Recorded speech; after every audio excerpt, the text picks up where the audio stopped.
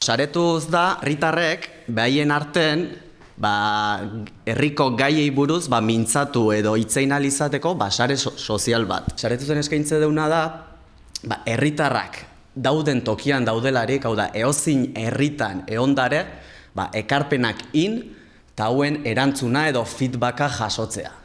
Eta honetaz gain, baita ere, eskaintze deuna da, herritarrak behan arten interakzio bat izatea, adibidez elkarrizketagunekin, o komunitate txikiek sortuz, eta bar.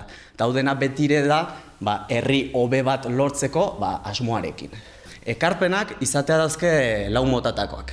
Batetik izango lieke proposamen modukoa, pixkat herria hobetzera bideraturiko ekarpen motak.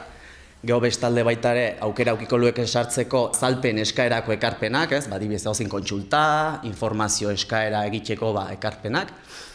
Beste aukera bat ere, kexa moduko ekarpenak izango lieke. Azkenik, deialdi motako ekarpenak. Hau pixka da, gizartea mobilizatzeko deritzon o bideraturiko deialdi irikiak. Funtzionamentue fase desberdinetan banatu dugu, arau joku izentzat bezala izendatu dugu pixkat fase horiek, eta lehen fase izango litzeke, herritarra saretuz plataforman noski sartu, saretuzbizetakin.com helbidean, herritarrak ekarpen egingo luke, ekarpen hori edo aportazio hori saretuze jasoko luke, da gokion udalera bideratuko luke, eta bertako udal teknikariek ekarpen hori aztertu ondoren, herritarrari erantzun bat emango litzaioke.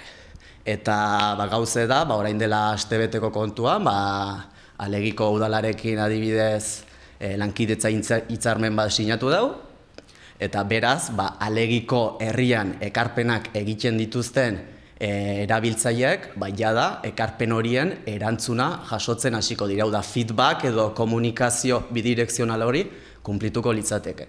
Gonbidaturik zaudetela, denak parte hartzea saretuz plataforman, esan bezala http o saretuzbizetakin.com helbidean sartu.